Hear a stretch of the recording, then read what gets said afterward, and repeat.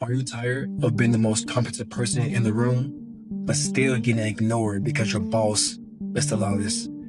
In this video, I'm going to give you 5 tactical ways that you can use to turn your introversion into your strength, helping you outmaneuver the loudest personalities, and finally claim the authority that you deserve. The first move is silence. Loud leaders absolutely hate silence. They rush to fill every void, every moment with noise to make themselves feel in control.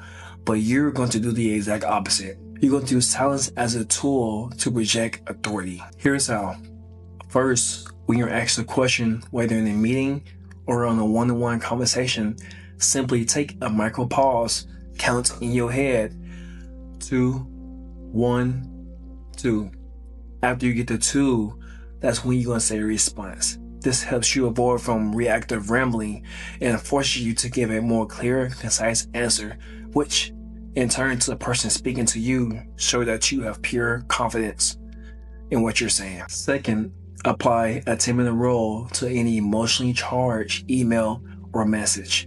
For example, your boss fires off to you a reactive, accusatory email. Your first instinct is fire right back in emotional way. But hold off for 10 minutes. This allows you to give a message with a clear head and craft a response that seems calm, logical, and factual. You look composed while they look volatile. Finally, use silence to control the room itself. The next time you're leading a key meeting, especially with a dense document, open by saying, let's all take a minute to review this in silence for the next minute, and then we'll dive in. This move is incredibly powerful. It instantly shuts down any fast talkers or those who's kind of winging it within those meetings. It establishes the playing field and establishes you as a delivering, commanding presence. The advantage here is undeniable. You become known as a person who is calm under pressure because you're less reactive and more strategic. Those are the exact qualities that senior leaders and boards value the most. Your second move is to weaponize your tendency to prepare. Loud, extroverted leaders often love to kind of wing it because they use their charisma, or they try to use their charisma to carry them through. But you're going to make that totally irrelevant. What you're going to do is control the game before it even starts. Your first tactic is agenda control. For any meeting that you lead, send out a clear agenda beforehand. But you're going to take a step forward. To give you an example, you're going to send out the agenda via email saying our goal is to decide between option A and option B. The pre-read is attached. I'll be asking Sarah for a take on the customer impact and Bob for his take on the technical side first. This establishes you as a SME, a subject matter expert in this particular situation, as well as helps you establish the entire conversation for how it began, which means that you will take the power away from whoever talks the most and give it to the people with the right information. Next, use written thinking as your primary weapon. This is a famous Amazon 6-pager method. For any major decision that you make, you write a clear memo outlining the problem, the data, and different approaches in your recommendation. This meeting will start with 10 to 20 minutes beforehand of silent reading. This is your introvert, like me and you, our secret weapon. It completely neutralizes the advantage of fast talkers and shift the focus from those who has the most persuasive or charismatic personality to who's thinking the clearest. Your ideals is backed by logic, and that will dominate the room before you even say a word. Finally, for every meeting that you attend, prepare 2 or 3 anchor points. On one page, write down the single key point you must land, 1 compelling story, and 1 data point to back it up. And 1 simple recommendation that you think of yourself or maybe you heard of, right, from others. This is an exact technique that many introverted CEOs use now in their companies to make the most massive impact that they can. Your third move is to reframe listening entirely. Loud leaders see listening as a waste of dead space between the chances to talk. You are going to see listening as your number one tool for intelligence gathering and influence. In fact, studies show that proactive, introverted leaders who listen and empower their teams consistently outperform their extroverted counterparts. Here's your first tactic called structure listening.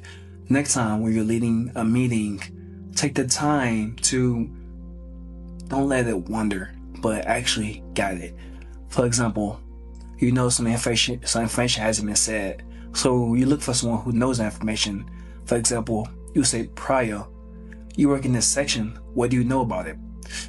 This helps you build a team of alliances, as well as those same people who will feel seen and respected by you.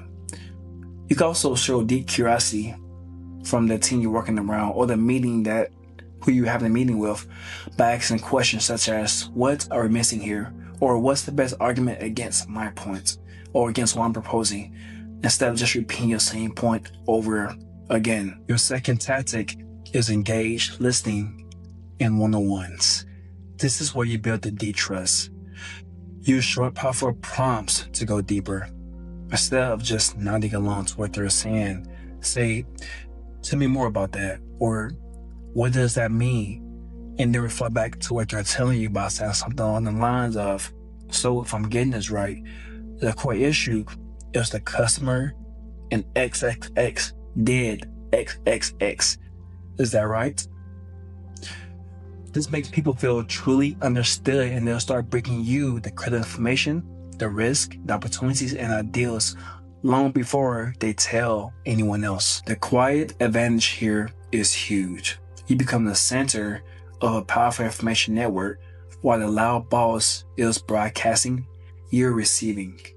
The information edge leads to more influence, better decision making, and a team that's fiercely loyal to you because they feel heard. Now, it's a good time to pause. Out of the 3 moves, strategic stillness, owning the preparation, and power listening, which one feels more natural to you? Let me know in the comments. I'm curious kind of to see where most of you would land at. The 4th move is about building trust and authority without having to constantly brag about yourself. Quiet leaders can build trust incredibly fast by making and operating principles crystal clear one time, and then executing with ruthless consistency. The best example of this comes from Doug Conant, the former CEO of Campbell's Soup. He took over a struggling company. He then created a 1-page document for his team that explained his values, expectations, and how he planned to run things. He then walked each leader through it personally and then said, if I behave consistently with this, you can trust me. If I don't, you can't, but at least you know. You can do the same exact thing. Create a simple 1-page memo called How I Work, My Operating Principles. In it, define your values, like we prize directness over polite vagueness, or no surprises. Outline how you make decisions, what data you need, and how you want conflicts handled. Then walk your key stakeholders and your team members through it one-on-one. This isn't a lecture, it's a conversation. Ask them, is there anything that concerns you? Does any of this make your job harder? This single act of asking for feedback builds immediate buy-in. After that, your job is complete. Be ruthlessly consistent. When your words and your actions always align, you become a high-trust, predictable leader. Your team knows exactly what to expect, which builds a profound sense of psychological safety and stability. Your quiet advantage is that you front-load all the work building your brand. You establish clarity and authority in a single focused action. After that, your consistency does the talking for you. The final move is called selective loudness. The most effective quiet leaders aren't quiet all the time. Instead, they deliberately, intensely, and unmistakably become vocal on the tiny set of issues that really matter, while staying quiet on everything else. First, choose 1 to 3 hills that you're willing to die on. These should be tied to your core values or strategic non-negotiables. Maybe it's product quality, ethical conduct, or one specific strategic bet that you believe in above all else. These are your selective loud topics. When one of these topics come up, your energy has to shift. You speak early. You lean forward. You use clear, unambiguous language. You say things like, "This is a line we will not cross," or "We will continue to invest here, no matter what." This isn't about yelling. It's about intensity and clarity. You're signaling that on this issue right here, there's no room for debate. Then, on everything else, you take a step back. On secondary topics, let others take the lead. Go back to being a listener and a synthesizer. You consider your introverted energy for the 5-star mission critical. This creates a powerful contrast effect. Your team and your bosses quickly learn that 95% of the time you're calm and reflective. But when your intensity rises, it means something. It signals to them and everyone else that this isn't just another issue. Your voice, because it's used deliberately, carries 10 times the weight compared to the boss who's loud about everything. The quiet advantage here is that you maximize your impact while also saving your energy. You don't need to become an extrovert. You need to be strategically loud when it matters the most. Let's take a moment to recap. Loud wins the moment. Quiet wins the long game. You don't need to be going all out shouting your boss. What you do need to do though is outthink, out-repair, and outlast them.